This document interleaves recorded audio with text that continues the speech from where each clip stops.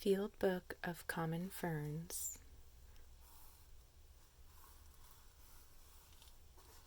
I really think you're going to love this 1920s fern book, and I think you'll find ferns magical plants,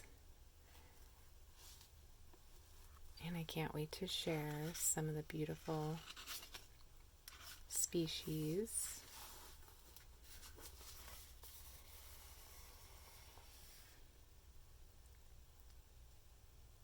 Upland lady fern.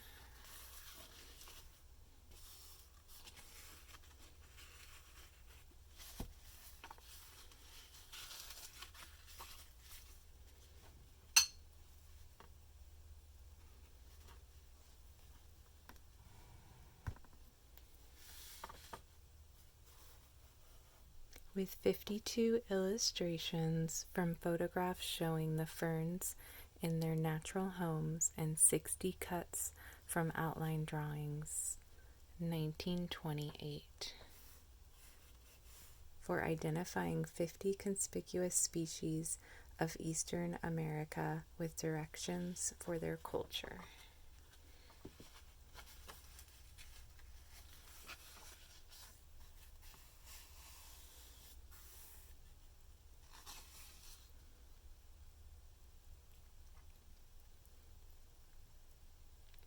Here are 50 fascinating families of the wild, whose ancestry annotates Adam by unnumbered eons, and whose myriads of fair and friendly children await your coming in every field, in every forest, by every stream, and on every mountain.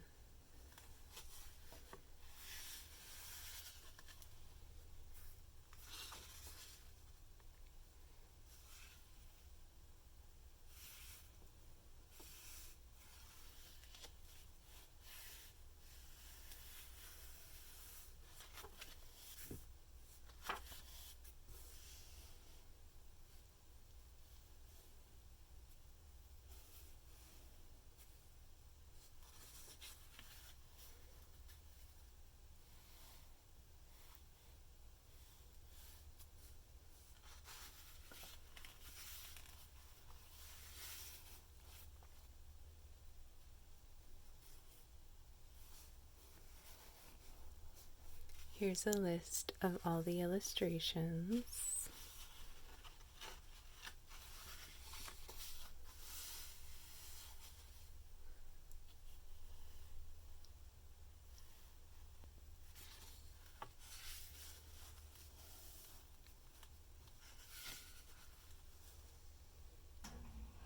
To venture into a forest or to cross the open country anywhere, knowing nothing of ferns is like visiting an art gallery in which the finest paintings are turned to the wall, for there is nothing that grows or lives that can approach the feathery grace, the symmetry of form, or the lacy elegance of pattern of the ferns. And to be blind to this beauty is nothing less than calamitous.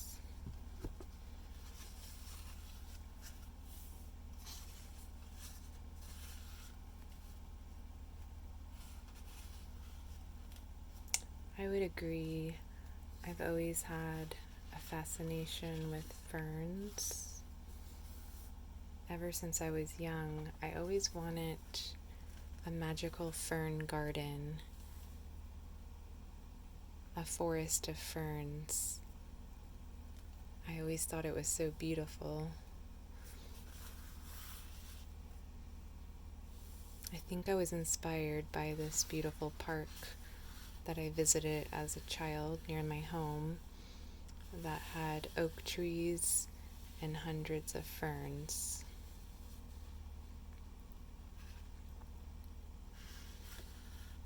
There are about 6,000 known species of ferns scattered throughout the world, most of them in tropical countries.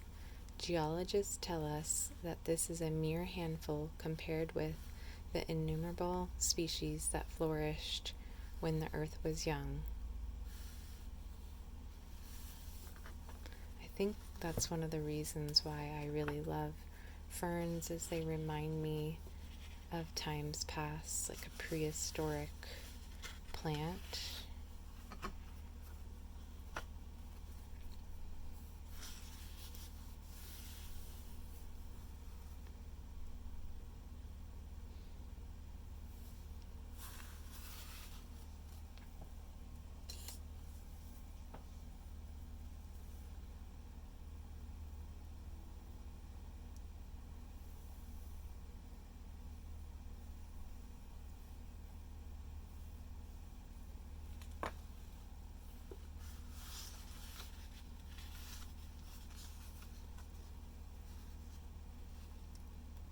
The common ferns and their natural haunts.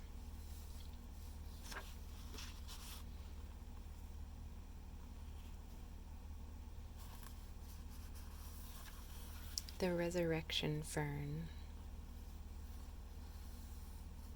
The resurrection fern is a smaller edition of the common polypody and makes its home in the southern states. Indeed, the further south the fern hunter goes, the more frequently he encounters it and the higher it climbs its favorite trees. It is only up near Mason and Dixon's line that it is content to sprawl over lowly tree roots and neighboring rocks. It is called the gray polypody in several popular fern books.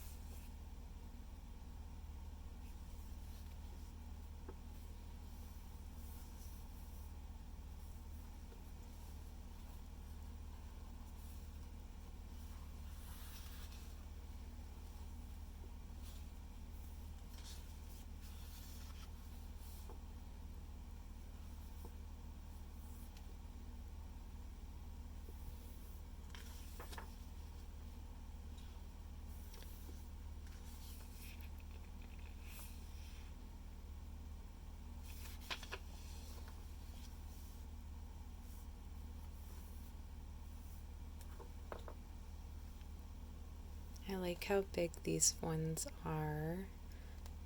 Upland lady ferns. There are so many different varieties or forms of the two lady ferns that it is difficult to give a comprehensive description of either.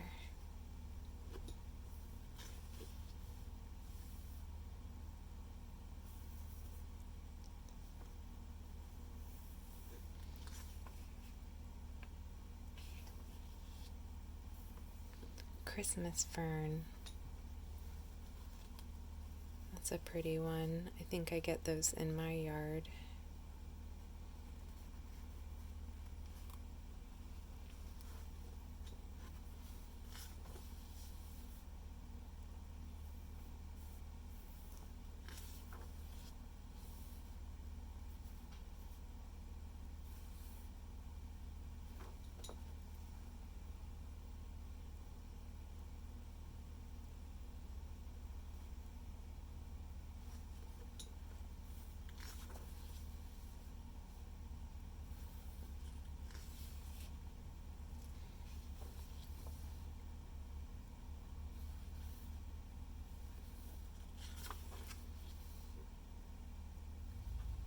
Goldie fern.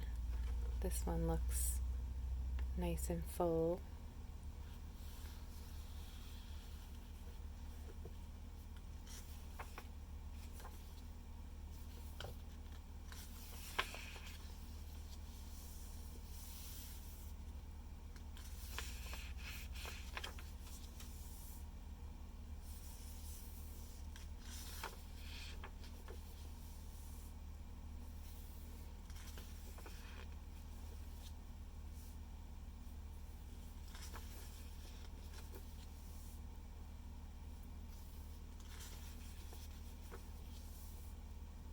Sensitive fern.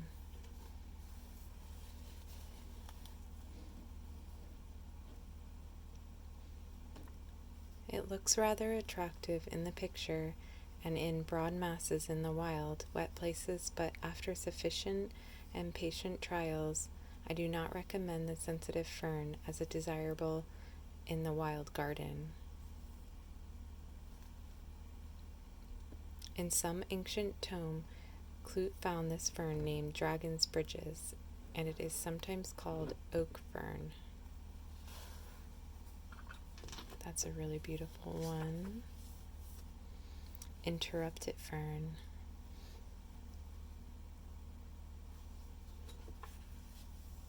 Rattlesnake fern.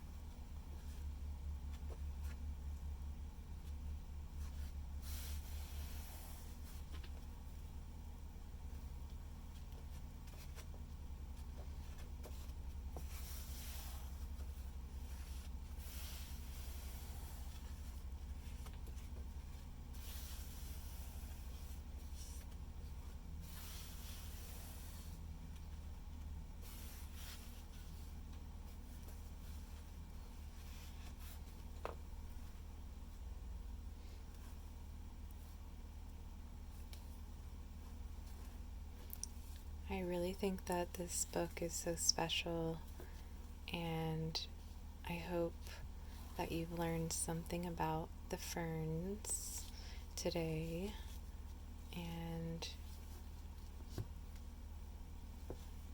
maybe you have a special fern that grows in your yard that you recognized in this book. And for now, it's time to say goodbye, but I will see you very soon in the next Quiet Strawberry Library.